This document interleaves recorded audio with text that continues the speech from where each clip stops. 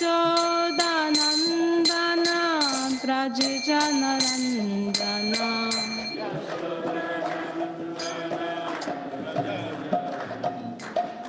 Yamunatira Vanachari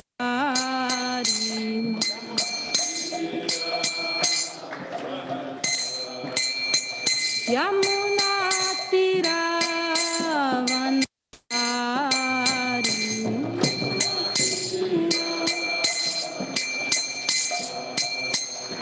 Jaya Radha Madhava Kunda Bihari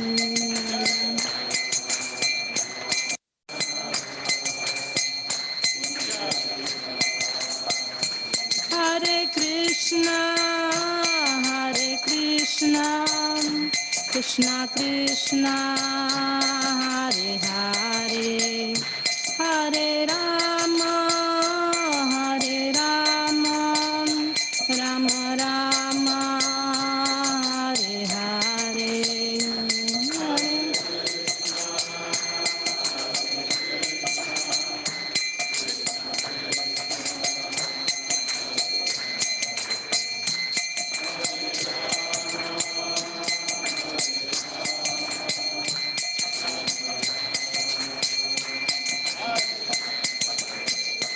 Jaya Prabhupada Jaya Prabhupada Jaya Prabhupada Jaya Prabhupada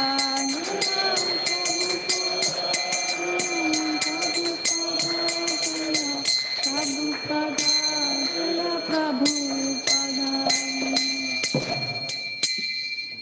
Sai Gaur Premanande Hari Bol Om Jnana-timirandhasya Jnananjana-shalakaya Chakshur-unmilitam yena Tasmai Shri Gurave Namaha Shri Chaitanya Manobishtam Stapitam yena Bhutale Swayam Rupa Kadamayam Dadati Swapadantikam Vanchakalpatarubhyascha Kripa Sindhubhya Evacha Patitanam Pavanebhyo Vaishnavebhyo Namo Namaha Jai Sri Krishna Chaitanya Prabhu Nityananda Shri Advaita Gadadhar Shivasari Gaur Bhakta Vrinda Hare Krishna Krishna Krishna Hare Hare Hare Rama Rama Rama Hare Hare Shri Radha Shyamchandra Bhagwan Ji ki Jai Shri Jagannath Baldev Subhadra Maya ki Jai Shri Shri Gaunitai Panchatattva ki Jai. So thank you all very much for joining us this Sunday evening. It's a very special time of the year for us Vaishnavas. The month of December has Mokshada Ekadashi coming up. And Mokshada Ekadashi is the day when the Bhagavad Gita was respoken on the planet Earth 5,000 years ago. At a place called Jyotisar. And we Vaishnavas, we celebrate as the most cherished day because Bhagavad Gita is the very foundation of our lives, the very basis, how we operate the life, or we try to operate, or we learn how to try to operate the life. So that's how we will begin this series of classes, especially focused on Bhagavad Gita and its essence, its essential teachings, until the upcoming Gita Jayanti day. So today is the kind of inauguration for this Gita Jayanti series of classes, and I'll try to cover the introduction which is given to us by Srila Prabhupada in a wonderful way, and just to open chapter 1 so that we can be ready for the next time, chapter 2. So Srila Prabhupada ki jai. So I will try my best to give you some, I think I'll move this if you don't mind.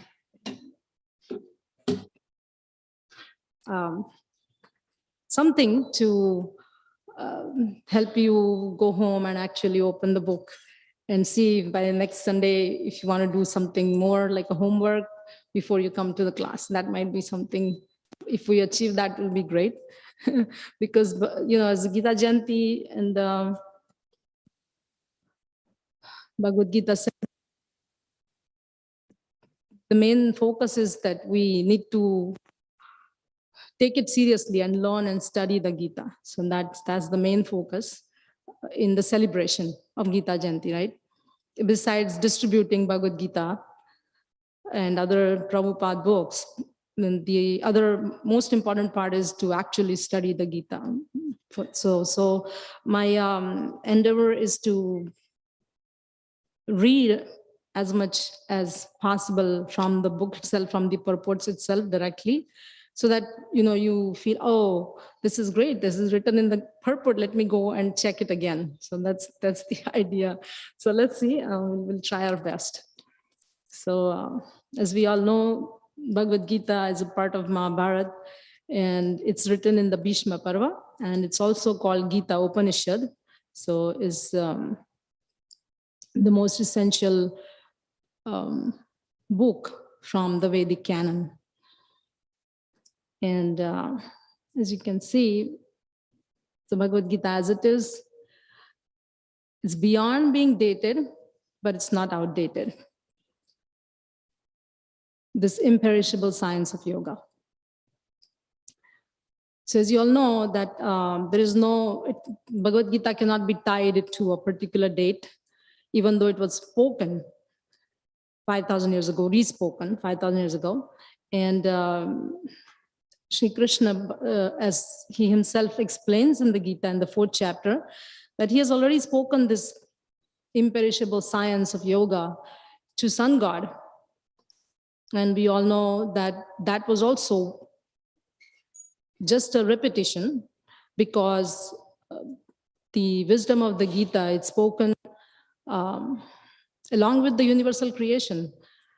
So the knowledge is given to Lord Brahma in the first place when the universal creation happens. And that's why, if you see in the Srimad Bhagavatam, it said there that Tene Brahma Rudaya Adikavaye, right? This Vedic knowledge is given to Lord Brahma by Krishna at the beginning of the universal creation.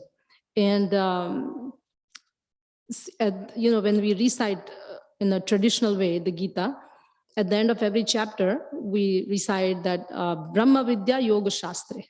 So that Brahma Vidya, which is given by the Lord himself to Brahmaji for universal creation, is given to us from time to time as Yoga Shastra. So why Yoga Shastra? Because it's the science, imperishable science of yoga for reconnecting us with Krishna. And this is how there's no date. There is no beginning, there's no end to this conversation or dialogue that the Lord repeats again and again throughout human history, throughout the history of this universe and many, many universes. And that's how it is not dated, but at the same time, this is not outdated at all. Because this science is transcendental to changes in time, changes in culture, changes in technology, or you can say any number of things, society or humanity or anything like that. So this is beyond any material changes, and that's how we can say that this never becomes outdated. This is always valid, this is always true, this is always relevant. And while we do this exercise, we'll keep in mind, where do I connect with the Gita every day in my life? Where is the connection? So we'll also try to focus on that aspect as we go on. So one good idea to remember always about one analogy that helps us throughout the study of the Gita is that just like a product manual, many times we have heard this. Now, most of you are like, you are my teachers in many ways. So I'm just repeating a few things, maybe a little repetition. With this particular analogy, we have heard it many, many times. That it's a product manual, just like a product manual for using a product. Maybe it's a blender, maybe it's a phone. We need a manual how to use it. So if Bhagavad Gita is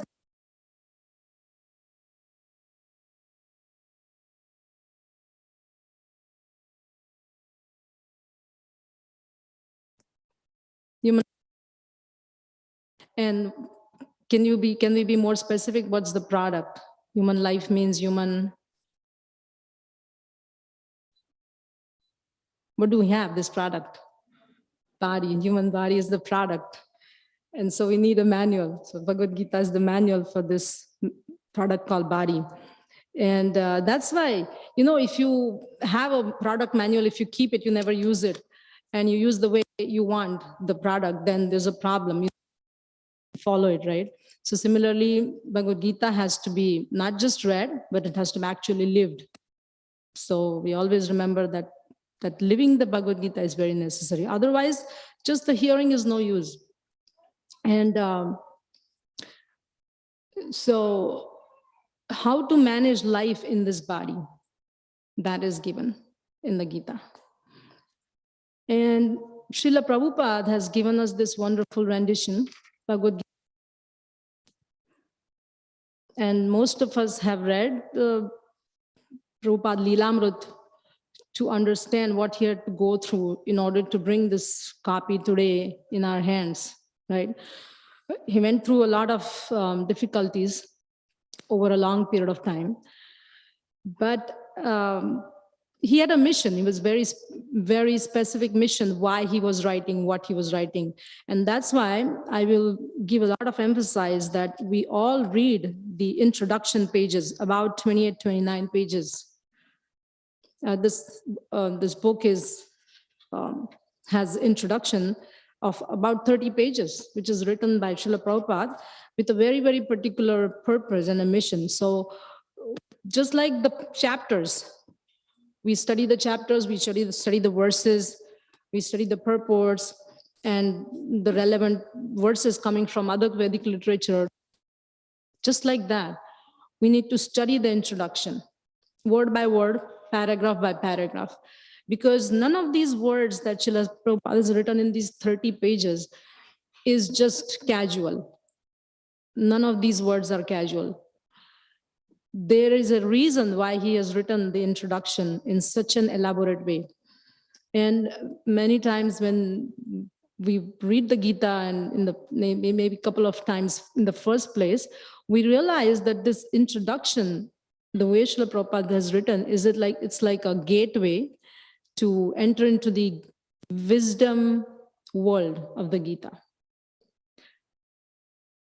Unless we really understand the introduction, we may not be able to fully reap the benefits of the wisdom of the Gita. That's how Srila Prabhupada has placed this introduction, that you understand what's written in the introduction, and then you can actually start studying the Gita. So we can look at it from that perspective and maybe reread it again and again. So Prabhupada has a particular mood and a mission that he expresses and he shares with the readers in the introduction. And some of those missions are very clearly stated by him, is to give a self-evident, an authentic, and a scholarly edition of Bhagavad Gita, because there are so many other copies available. So he wanted to give a very particularly self-evident, authentic, and scholarly edition of the Gita. Is not described anything less than the Supreme Absolute Truth and the Supreme Personality of Godhead. So that was his mission, that we present the Gita in such a way that the Lord is completely depicted as the Supreme Absolute Truth. And his other mission was to present the correct mission of Lord Krishna. So I'm reading some of the parts in between to get the exact words of Srila Prabhupada. Hopefully I can find them because they're just everywhere, but otherwise I'll just recall from my memory if I can find the exact words. But the correct mission of the Lord is he reclaims all the fallen souls, conditioned souls, and to call them back to the Sanatana eternal sky so that they can regain their eternal Sanatana position with the Lord. That's Lord's mission. And Srila Prabhupada's mission, as he shares in the introduction, is exactly the same. That he wants that the presentation of the Gita is in such a way that the mission of the Lord is actually achieved. And the third mood or mission of Srila Prabhupada was to give the culture of the study of the Gita and perfection of all conditioned souls. So I will probably, yeah. So that's the commentary, Srila Prabhupada's looked at the mood in mission in line with the original mission. So let's look at the introduction in a more analytical way. And I have divided the introduction into these sections. So first is the spirit of the Gita, and Srila Prabhupada mentions directly that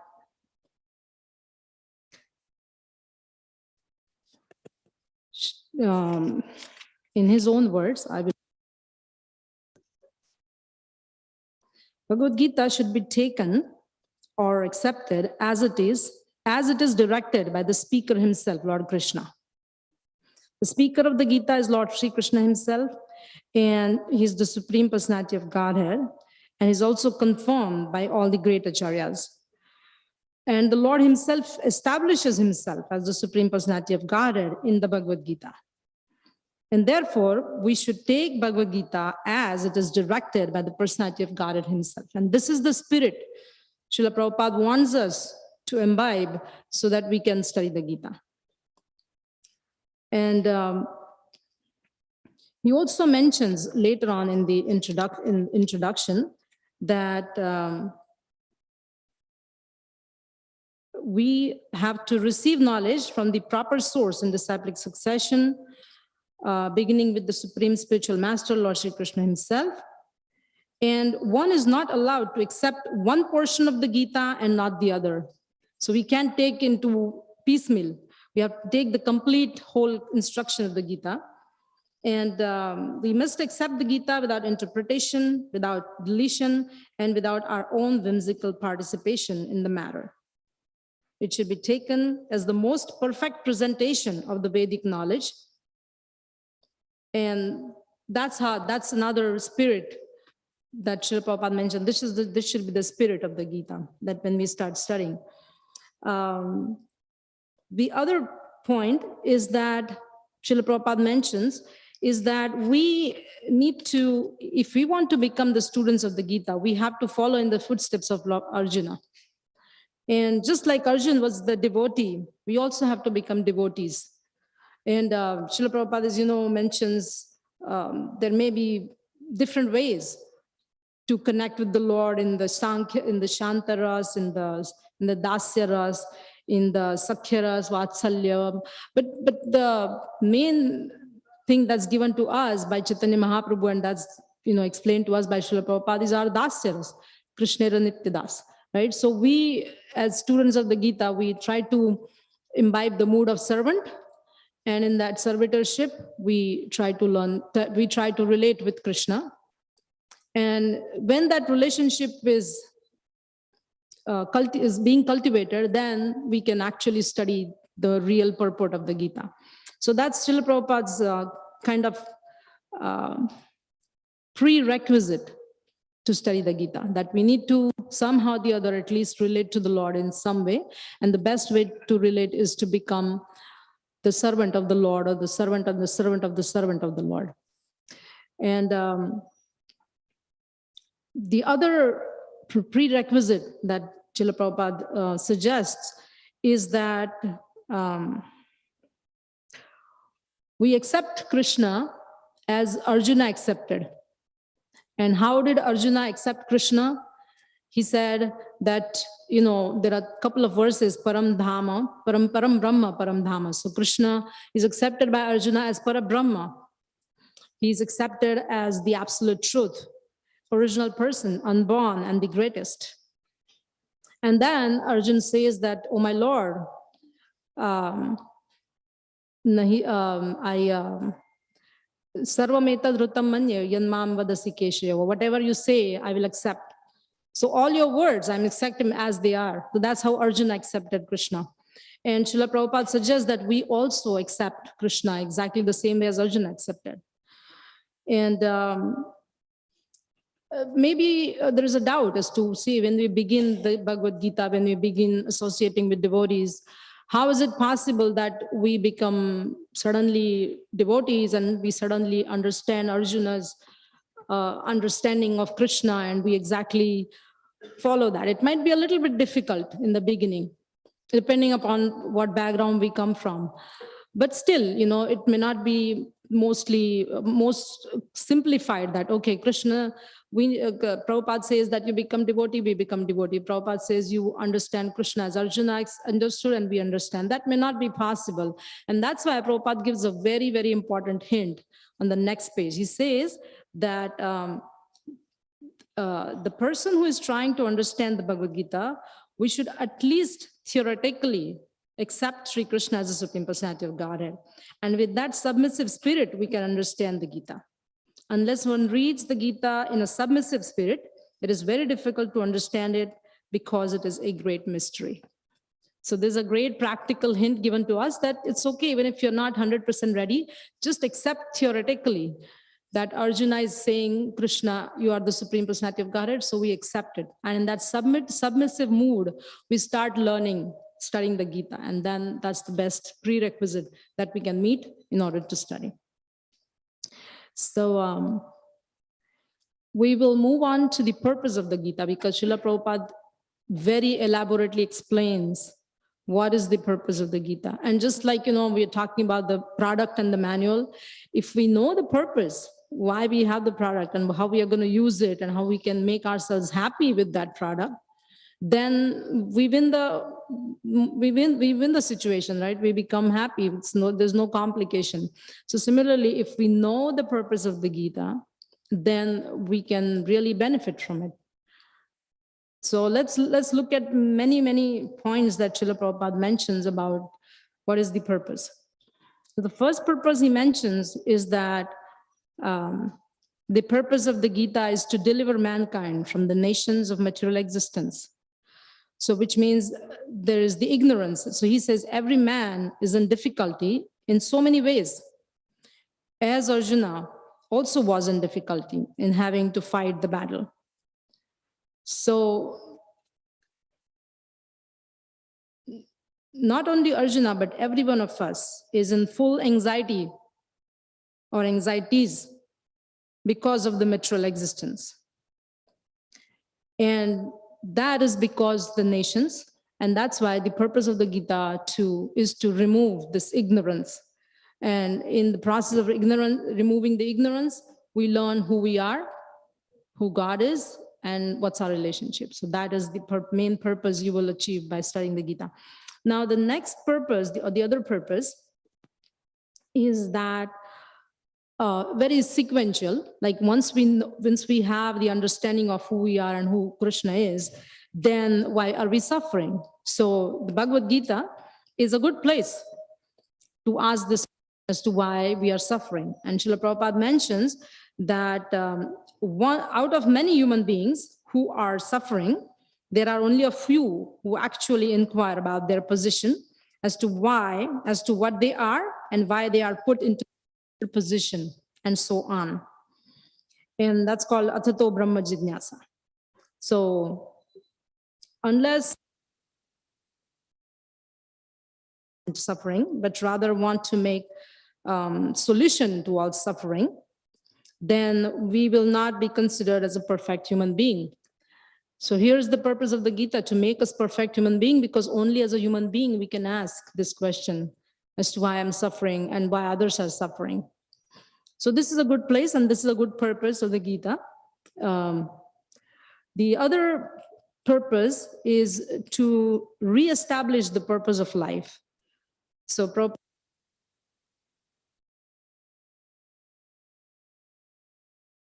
establish the real purpose of life. And that purpose. Is it moving?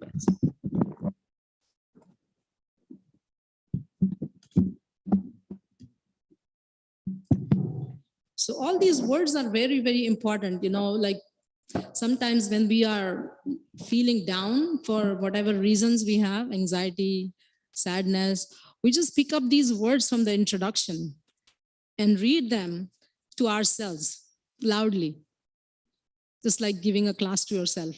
It's very effective, by the way. And Lord Krishna descends specifically to reestablish the real purpose of life, and man forgets that purpose. And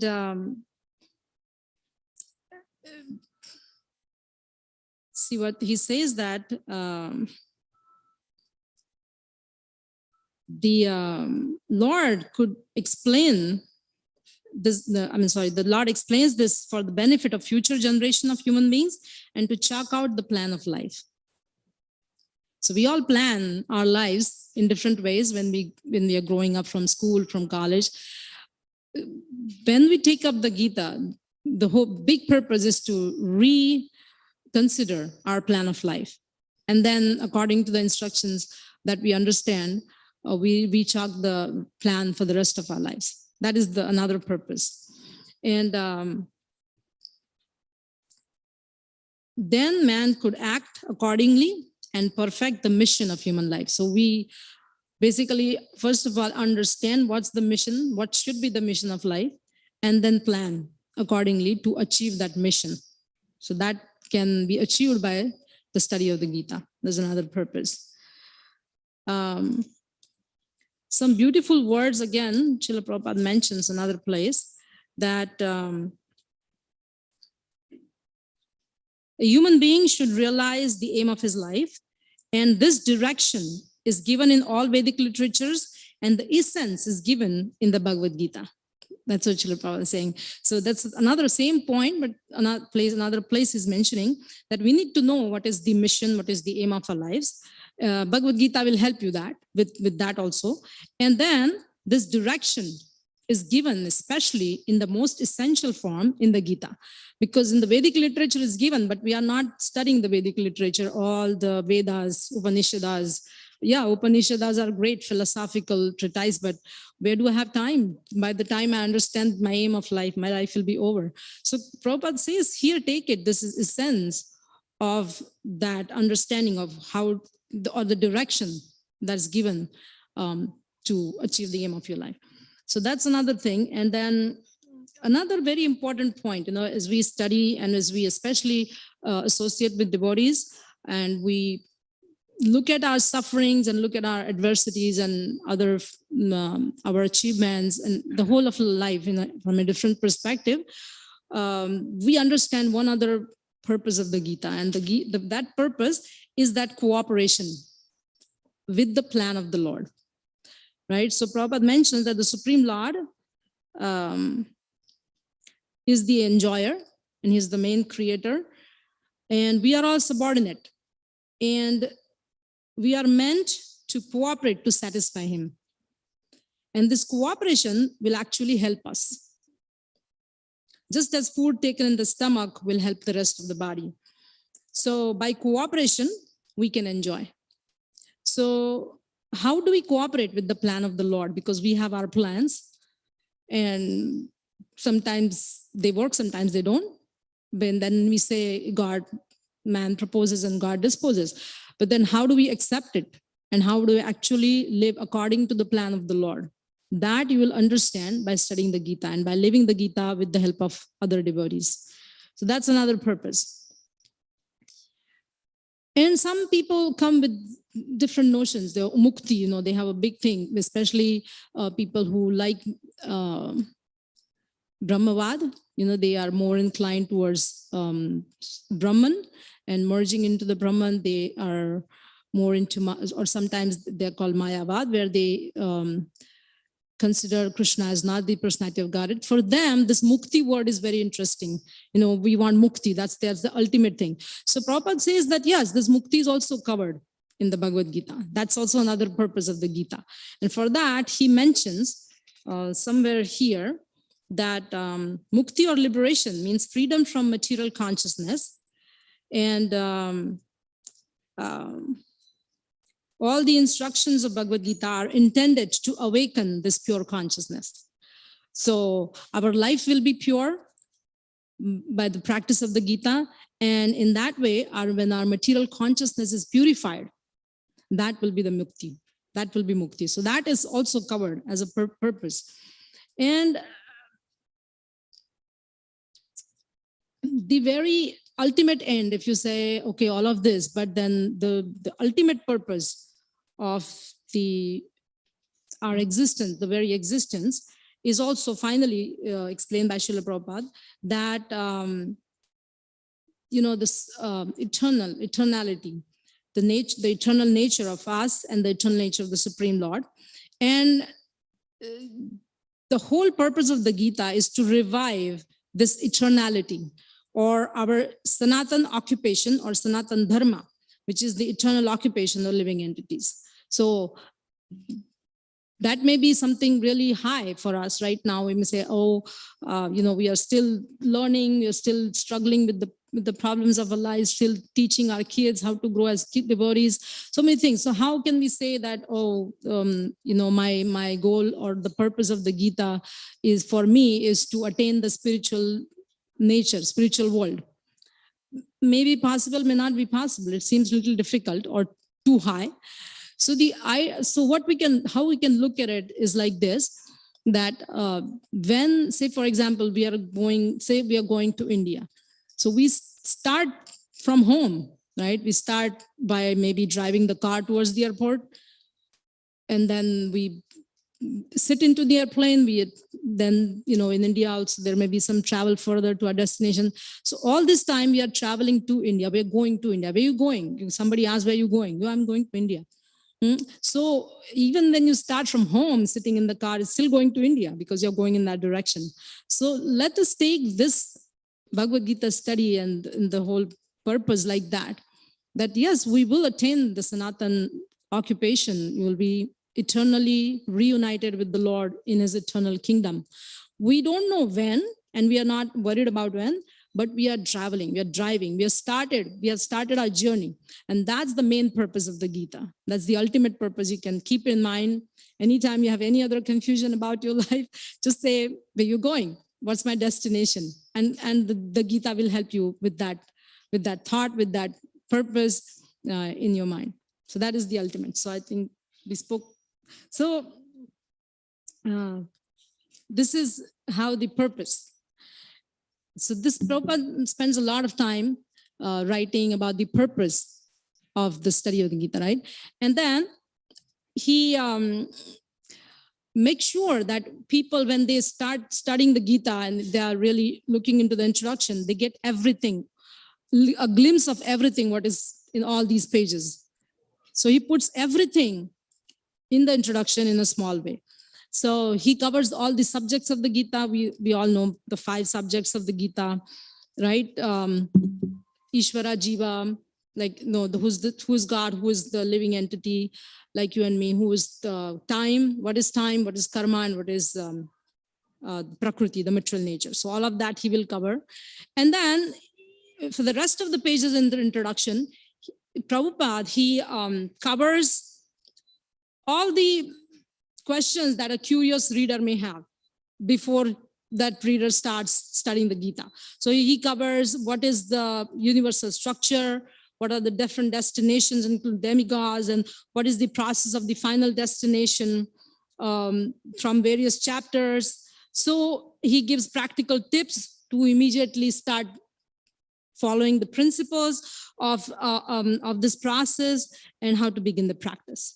So this is how much he covers in the introduction. So my emphasis is that we understand that how and why he wrote so many elaborate pages of the introduction, and they can how much enlighten us before we take up the study or during we take up the study, or this introduction is ever fresh. I feel we can read it anytime and it will be ever fresh for us. So ultimately what he advises us is that Bhagavad Gita is a transcendental literature which one should read very carefully. That's the advice, the final advice Srila Prabhupada gives in the introduction. So what will be the outcome? What is the outcome of this study? That's the next point. And Srila Prabhupada brings a couple of verses from Gita Mahatmya to give us what will happen to me If I study the Gita on a regular basis for next whatever the number of years that are left for me, what is going to happen? So what happens according to these verses is that one who properly follows the instruction of the Gita, one can be freed from all the miseries and anxieties of life. That's a big promise, right? And everybody wants that. Everybody wants that to happen. We want to be free from anxieties and miseries. And Prabhupada says that according to this Gita Mahatmya, this will happen as the outcome of the Gita. And he says that if one reads the Gita very sincerely and with all seriousness, then by the grace of the Lord, the reactions of his past misdeeds will not act upon him or her. The Lord says very loudly in the last portion of the Gita, Sarva Dharman Parityajya, right? Take all the responsibility for, the Lord promises that he will take all the responsibility for one who surrenders unto him. So that's another big promise that comes true, that all our past sins are gone and the Lord directly starts taking care of our problems. In the sense, he gives us guidance as to how to manage those problems. He does not make them disappear, but he gives us guidance how to manage those problems. So there are many outcomes like that in the next couple of verses. Ultimately, we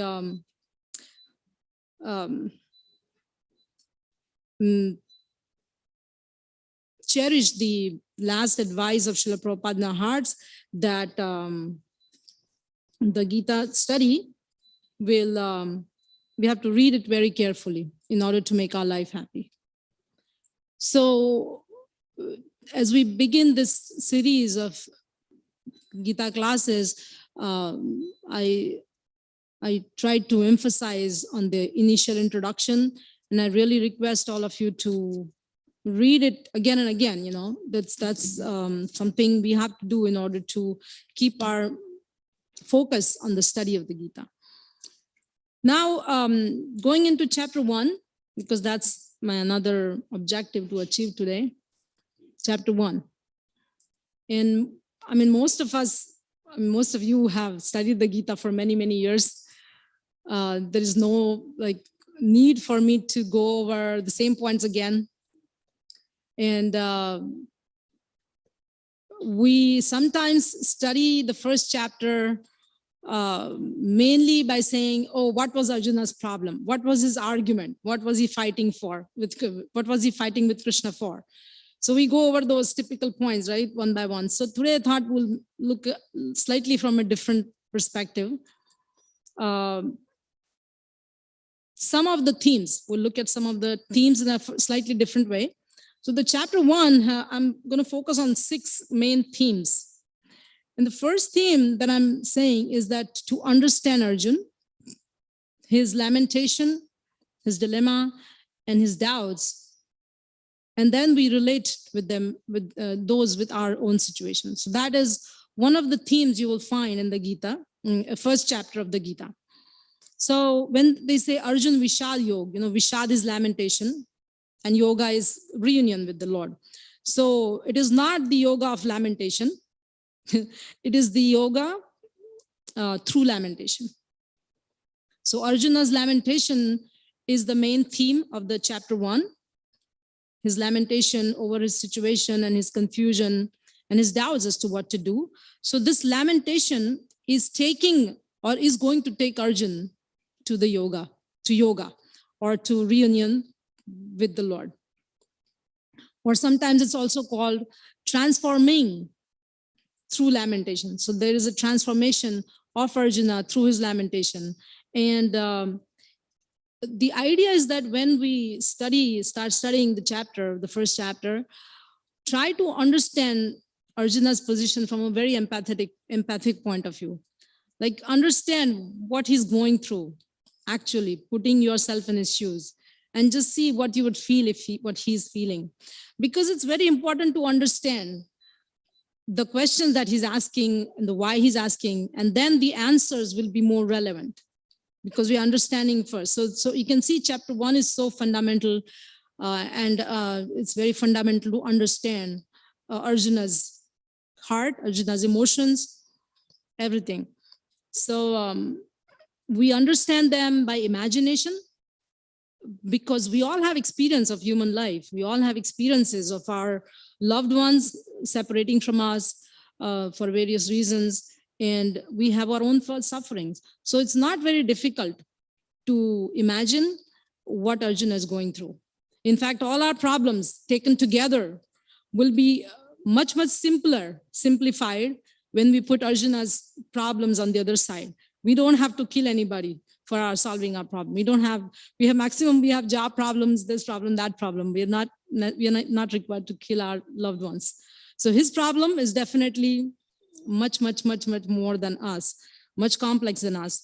And if we understand his problem, and if you understand his solution, then it's easy to apply it for our problems, which are much simpler, right? So that's one of the themes of chapter 1. Go through one by one the words of Arjuna, and he's crying. It's mentioned that he actually starts crying in the chariot, putting away his bow and arrow.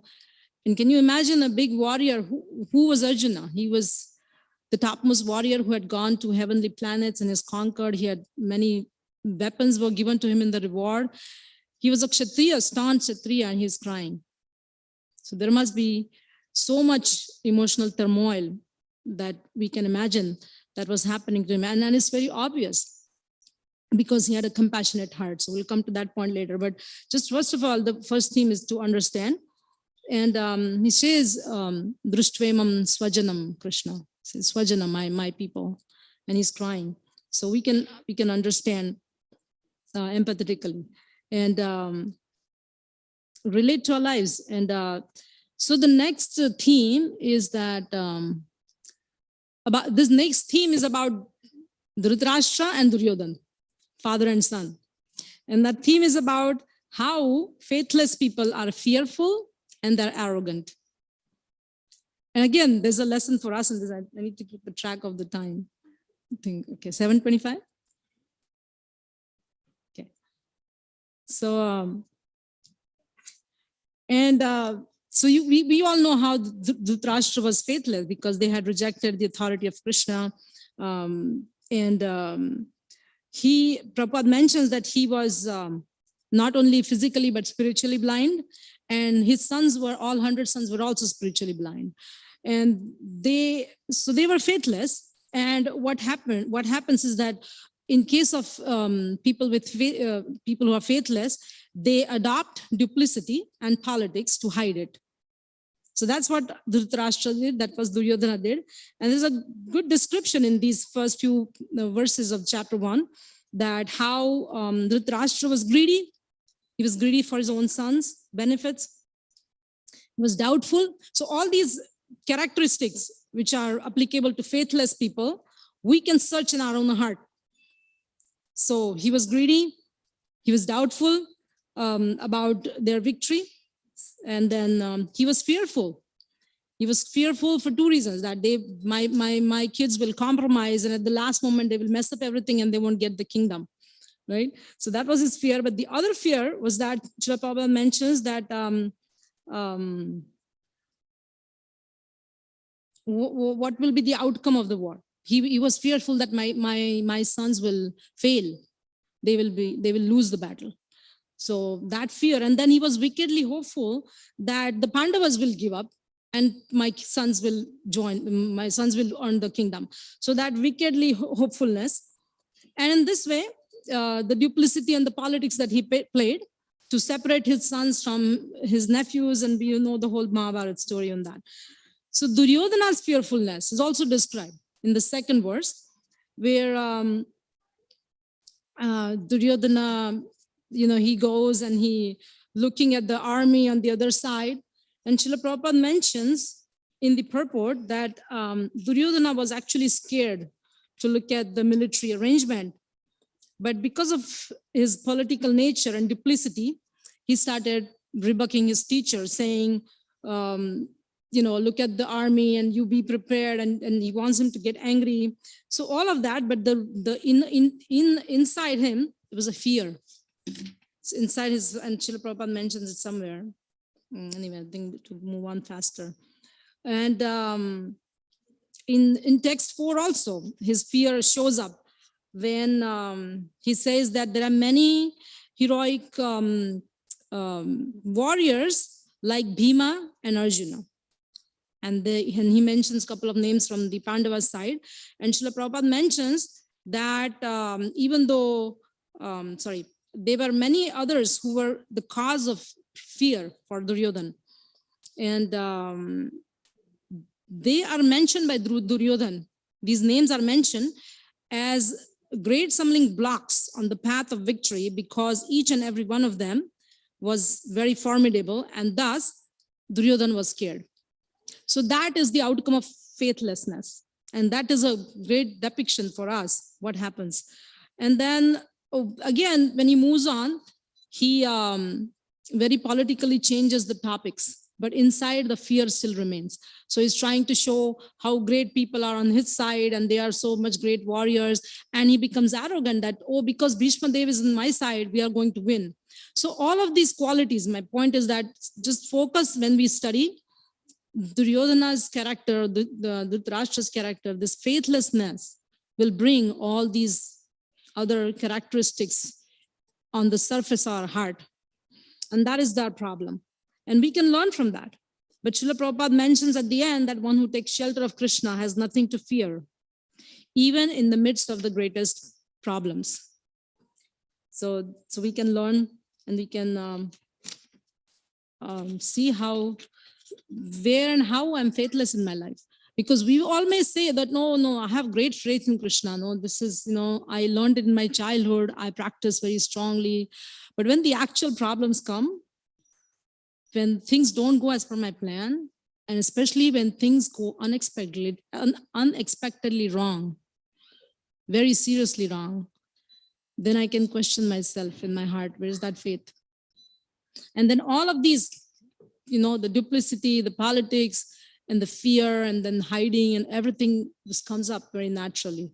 So that's the time when you can look at chapter 1 and say, hey, look at Duryodhana, look at Dhritarashtra, like that. So the other, I think we can move on to the next slide. Other theme is that Krishna is the unfailing, affectionate support system for the faithful. So moving from faithless to faithful now, let's see what happens. So I think in 21 and 22, I don't know, it's the page number. Anyway, I think it's the text number 21 and 22. It's mentioned that Achyuta, Krishna is mentioned as Achyuta, unfailing in his care for his devotees. And with the faithful people, Krishna becomes the support system in our distress.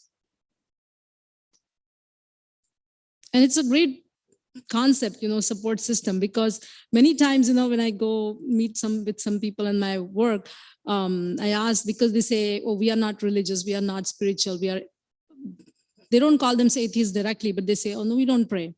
So then we ask this question, like, okay, then what is your support system? And they come up with all different answers. Oh, my family, my job, my profession, or just nothing. People say, no, we don't have support system, like that. So the real idea is that when we are faithful, that the Lord is there, and we accept his supremacy, we accept his plans, and we have a great support system where anything happens to us, good or bad, the Lord is there. And the Lord promises that my devotees, I take care of them. And so this is what we can learn, how in the first chapter, Krishna gives himself to Arjuna, saying, I'll become your chariot driver. That's not a great job. That's a menial job to become a chariot driver, because he had to sit on a lower level. We have heard this before, right? When in the battlefield, he was sitting on a lower position as compared to Arjuna. And in that tumultuous sound that's going on everywhere on the battlefield, we can imagine, because we know how the sound goes in big cities, right? When they're very crowded. So we can imagine what kind of sound must be there on the battlefield, where Arjuna cannot communicate with Krishna, even though he's sitting right there on the same chariot. Where Arjuna had to push his foot against the shoulder of Krishna to bring his attention, move this way, that way. And Krishna accepted those kicks. So that's the unfailing affection of the Lord that we can learn in the first chapter. And the other theme, that is the material consciousness, is the cause of confusion and lamentation. So all of these other verses from the rest of the chapter, it's where Arjuna is crying. Arjuna is crying for all these problems that he's facing right now to take decision. That's because of the material consciousness. And we can study the whole chapter 1, from this angle, as to how his material consciousness at that time was the cause of his lamentation. And one by one, Prabhupada explains in the purport this really in a very interesting way. So the first thing is, in the 32 to 35 verses, where Arjuna is crying that, I don't want any of these kingdoms. Shishirada Shamsundar Bhagwan ji ki jai. Jagannath Baldev Subhadra Maiya ki jai. Gaur Nitai Panchatattva ki jai. So it's 7:30 now? 7:30? Okay. So, the point comes that any amount of opulence that Arjun had could not solve the problem of his life. Like, he was a great warrior, he was opulent, Krishna was with him, his brothers were strong, they had the heavenly weapons, everything he had, but he couldn't solve the problem of his life with the help of all of that. So that's something we have to learn, right, from our perspective, that we may have everything, and we have experienced, all of us together collectively, this pandemic, where we had everything, technologically, money-wise, bank balance, we had everything, and we had to die. Many of us had to die in the hospital alone. So material consciousness is something we have to think about, and then how to transform it. The other point is that, see, what is material consciousness? That means we don't have a control, and we think we have a control, and then because we think we have a control, we are going to fix the problems. And that's what Arjun did in the beginning, where he said, if fighting is the problem, if killing my relatives is the problem, I will solve this problem by not fighting, by not killing them. Then I'll go to the forest, I'll beg, I'll leave my Kshatriya dharma, and that's how I'll solve the problem of life. But as you can see, this was all wrong. And that's because he was thinking from the material perspective only. Now, the other point is that material consciousness also means that giving importance to superficial things without considering or ignoring the spiritual goal, the spiritual welfare of self and others. And that's what he did. He tried to define his own fortune. Like, oh, this is not Shreya, this is not good for us, this will bring Viparita, everything he was saying. So all of these material consciousness will bring all of these concepts, and they will confuse. They confused Arjun, they will confuse us, or they do confuse us. And ultimately, I have all these purports. Actually, I don't have time though. I mentioned all these purports, but I don't think I calculated the time correctly. But some of these amazing explanations about how Arjuna's material consciousness was bothering him, maybe I can read a couple of them. But yeah, it's okay. So anyway, one of the themes that you can learn by studying the first chapter is that where it is my material consciousness that is making confusion and lamentation in my life, and where is the scope for me to transform it in terms of understanding that things are not in my control, in understanding that no matter all my qualifications and my wealth, my property may not solve the problem of life, in understanding that where I'm paying attention to my superficial things and where am I missing the spiritual point. Then we can understand, am I defining my own fortune by not understanding the Lord's plan for me? And am I deciding the judgments and the moral codes on my own? Because somewhere in the purport, Srila Prabhupada mentions that when Arjuna was going through all these ideas of giving up battle, running away, begging, and forgiving, he was actually forgetting his Kshatriya codes. or Kshatriya moral codes. So many times this can happen to us also. We modify them because they are not convenient at that time. So these are some of the lessons that we can learn from there. And the fifth theme is that kind and soft-hearted person is fit to receive transcendental knowledge. And that Srila Prabhupada explains to us how to look at Arjuna's personality. You know, in spite of all these doubts and arguments that he does with Arjuna, with Krishna, but the reason is that he's doing because he's kind and soft-hearted. And we need to learn, because once we understand, then we will really be able to take up spirituality. And let's see how kind and soft-hearted Arjuna was in his approach when he's doing all these arguments. What he's saying that he's feeling distress upon seeing and upon imagining the distress of other people. Now, there is attachment for his own relatives that, okay, I cannot kill Bhishma because he's my grandfather. I cannot kill my teacher. Those were the attachments that put him in trouble because they were the material consciousness. But the compassion that he had was for people in general who were standing in front of him. And they were the citizens. They were the soldiers. They were on both the sides. And he was thinking about their lives, that their lives will be destroyed. Not only their lives, but he was thinking about the resources. His whole kingdom would be vanquished.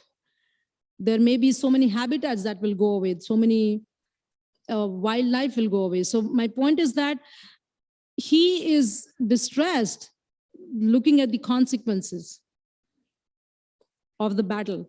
And is paradukha dukhi. And Srila Prabhupada mentions something very interesting in the 44th verse, that he's saying that a saintly devotee of the Lord is always conscious of moral principles and therefore takes care to avoid the unnecessary activities.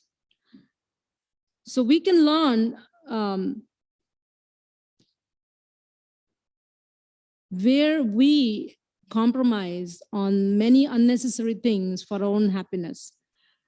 And then we can understand that we probably do not understand the distress or the inconveniences that might happen to others for our own adamant nature. So there could be a scope for us to become more compassionate and more sympathetic, more empathy, because the Lord will be happy when he sees that we carry care for others before we put them into trouble.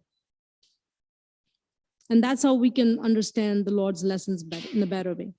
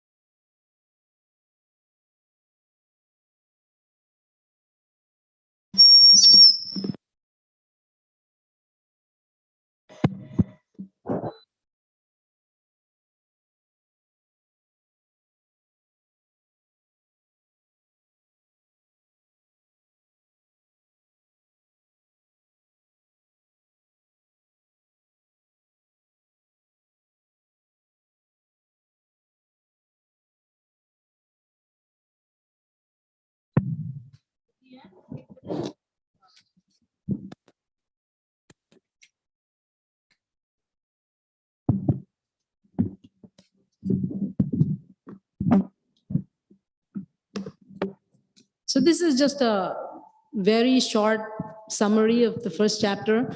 And we, as we will attend all the subsequent classes for the sake of celebrating Gita Jayanti, this could be a good time for us to pray to the Lord, especially to ask benediction for becoming good students of the Gita.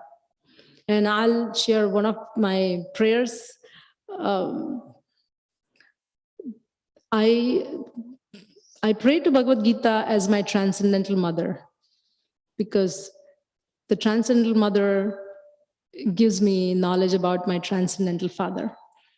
So for all the problems of life, here's my transcendental mother, that she guides me and she puts me on the right path and she makes me happy in spite of the problems. So I pray to my transcendental mother to guide me for the rest of my life.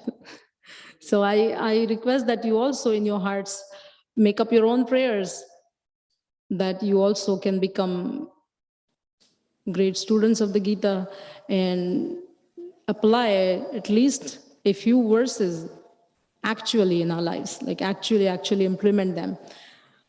And pray personally whatever you feel like in your heart. So thank you very much for giving me this opportunity to present the introduction and chapter 1. Srila Prabhupada ki jai, Grantaraj Srimad Bhagavad Gita ki jai. Hari Bol.